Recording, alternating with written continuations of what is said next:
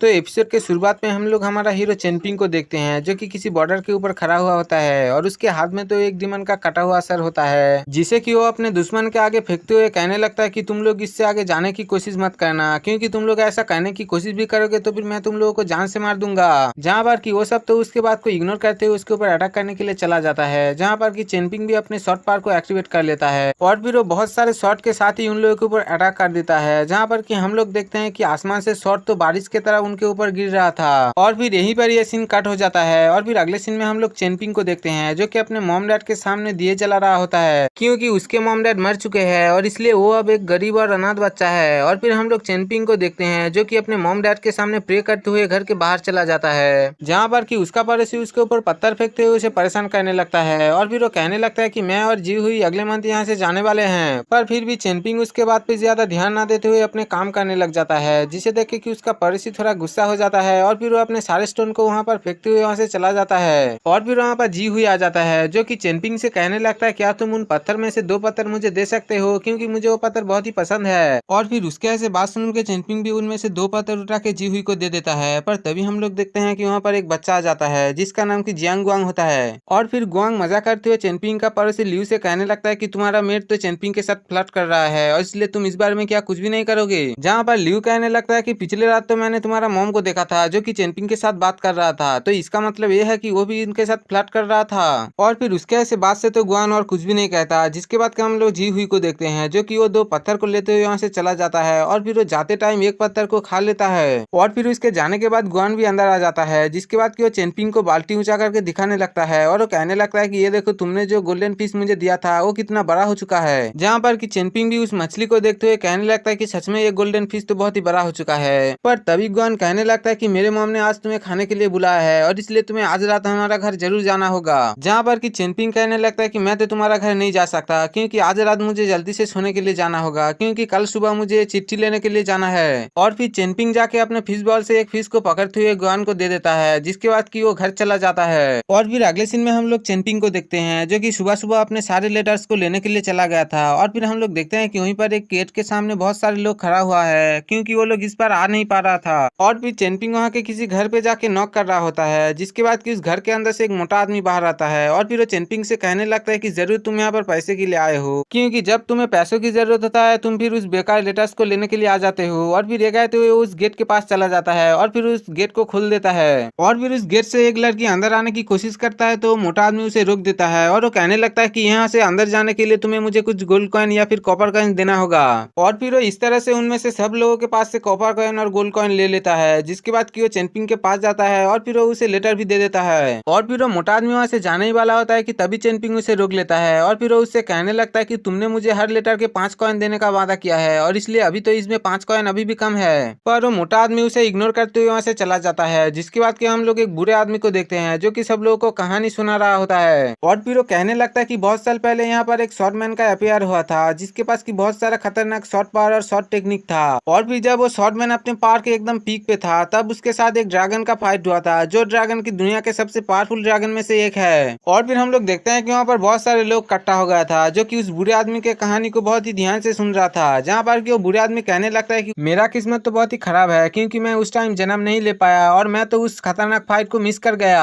पर तभी भी में से गुआन बाहर आता है और उस बुरे आदमी से कहने लगता है कि तुम ज्यादा नौटंकी ना करते हुए ये बताओ कि वो ड्रैगन हार गया था या फिर वो जीत गया था। और फिर वो बुरा आदमी कहने लगता है कि वो ड्रैगन तो मर चुका था, पर फिर भी मरने से पहले वो एक दूसरी ड्रैगन को जन्म दे चुका था। और फिर गुआन कहने लगता है कि उसके बाद क्या हुआ, क्या वो ड्रैगन अभी भी जिंदा है। और फिर वो बुरा आदमी गुआन का नाक साफ करते हुए कहने लगता है कि आज के लिए इतना ही और इसलिए इसका बाकी हिस्सा तो मैं कल ही बताऊंगा। और फिर उसके ऐसे बात सुन के वहाँ का सारे लोग चला जाता है, पर फिर भी गुआन इस बात में राजी नहीं होता और उससे कहने लगता है कि मैं कल के लिए वेट नहीं कर सकता हूँ और इसलिए तुम मुझे आज ही बताओ। और फिर वो बुरा आदमी कहने लगता है कि देखो बच्चे, मैं तुम्हें इस बारे में आज नहीं बता सकता हूँ, पर फिर भी तुम अगर मुझे गांव के बाहर उस कुएं के पास ले जाओगे तो फिर मैं तुम्हें बता सकता हूँ। पर गुआन इस बात से राजी नहीं हो रहा था और इसी चीज को देखते हुए वो बुरा आदमी कहने लगता है कि अच्छा ठीक है, तो फिर मैं तुम्हें अपना बॉल भी दिखाऊंगा। और फिर अगले सीन में हम लोग चेनपिंग को देखते हैं जो कि दौड़ते हुए अपने सारे लेटर्स को डिलीवर कर रहा होता है। और फिर वो एक बंदे के पास लेटर देने के लिए जाता है, जहाँ पर कि वो बंदा तो लेटर लेते हुए उसके मुंह पे ही दरवाजा बंद कर देता है। जहाँ पर कि वो दूसरी लेटर जब डिलीवर करने के लिए जाता है तो फिर वहाँ का लोग तो उसे चाय के लिए इनवाइट कर रहा था, पर फिर भी चेनपिंग उसे सॉरी कहते हुए वहाँ से चला जाता है, क्योंकि उसे और भी लेटर डिलीवर करना था। और फिर वो एक स्कूल में चिट्ठी डिलीवर करने के लिए जाता है, जहाँ पर की टीचर सब लोगों को पढ़ा रहा था और इसलिए चेनपिंग उन लोगों को डिस्टर्ब ना करते वहीं पर ही खड़ा रहता है। और फिर वहाँ का टीचर उसे देख लेता है, पर फिर भी वो उसे कुछ भी नहीं कहता और वो अपने बच्चों को पढ़ाने लगता है। और फिर पढ़ाने के बाद वो चेनपिंग के पास जाता है, जहाँ पर की चेनपिंग भी उसे अपना लेटर दे देता है। और फिर वो टीचर चेनपिंग से कहने लगता है कि फ्यूचर में अगर तुम्हारे पास करने के लिए कुछ ना हो तो भी तुम मेरे पास यहाँ पर पढ़ने के लिए जरूर आना।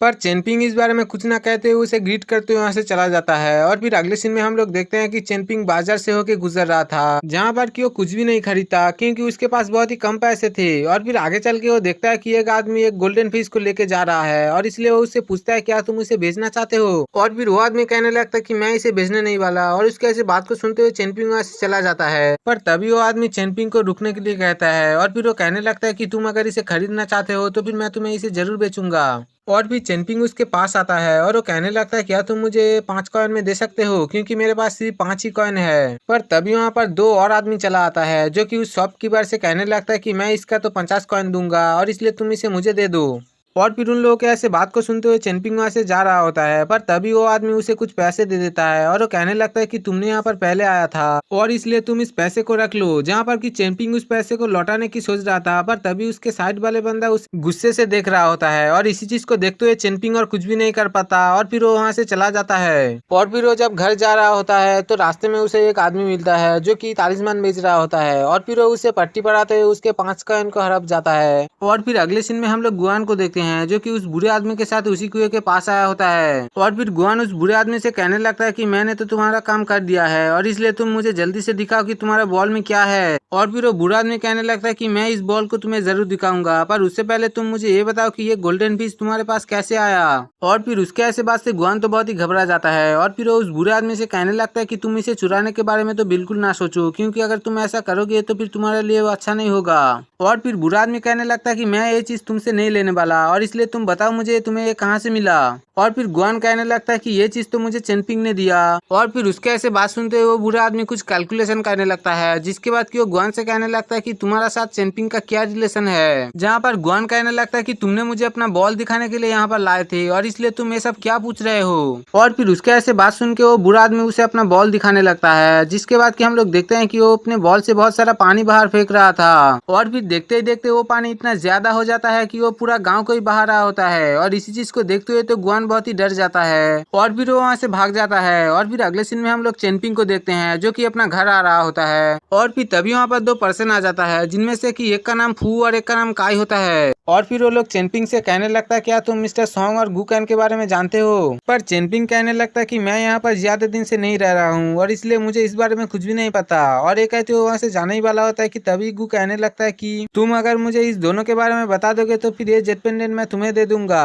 पर चेनपिंग फिर भी इस बारे में कुछ ना कहते वहाँ से जाने लगता है। पर तभी वहाँ पर उसका पड़ोसी आ जाता है और फिर वो उन दोनों से कहने लगता है कि मैं भी मिस्टर सॉन्ग हूँ, तो तुम बताओ कि तुम्हें क्या काम है। और फिर फू उसके बाद से बहुत ही हैरान हो जाता है और फिर वो कहने लगता है क्या तुम मुझे गुकैन के बारे में बता सकते हो। पर सॉन्ग कहने लगता है कि तो फिर इस बारे में मुझे क्या मिलेगा। और फिर उसके ऐसे बात को सुनते हुए वो उस जेट पेंडेंट को सॉन्ग को दे देता है। और फिर मिस काई चेनपिंग से कहने लगता है कि तुम्हारा पास एक अच्छा मौका था पर फिर भी तुम इसे खो चुके हो। पर तभी वो बुरा आदमी चेनपिंग से कुछ बदतमीजी कराता है और इस चीज से तो मिस काई बहुत ही गुस्सा हो जाता है और फिर वो उस पर अटैक करने के लिए जाता है। पर तभी फू उसे रोक लेता है और फिर मिस काई उसे कुछ ना कहते हुए वहाँ से जाने ही वाला होता है कि तभी चेंगपी मिस काई का कपड़े को पकड़ लेता है और इस चीज से तो मिस काई बहुत ही गुस्सा हो जाता है और फिर वो उस पर अटैक कर देता है, जिससे कि चेनपिंग का इमोर्टल बीज टूट जाता है। और इस चीज से तो फू भी बहुत ही घबरा जाता है और फिर फू काई से कहने लगता है कि तुमने इसका इमोर्टल बीज तोड़ दिया है और इसलिए क्या तुम्हें पता है कि इसका अंजाम क्या हो सकता है। पर मिस काई को तो इस बारे में कोई भी फर्क नहीं पड़ रहा होता है। दूसरी तरफ हम लोग चेनपिंग को देखते हैं जो कि बेहोश होकर पड़ा हुआ होता है। पर तभी वहाँ पर एक पत्ता आता है जो कि उसे टच करते हुए वहाँ से उड़ते हुए उसी टीचर के पास चला जाता है। और फिर इसी के साथ ही ये एपिसोड यहीं पर एंड हो जाता है।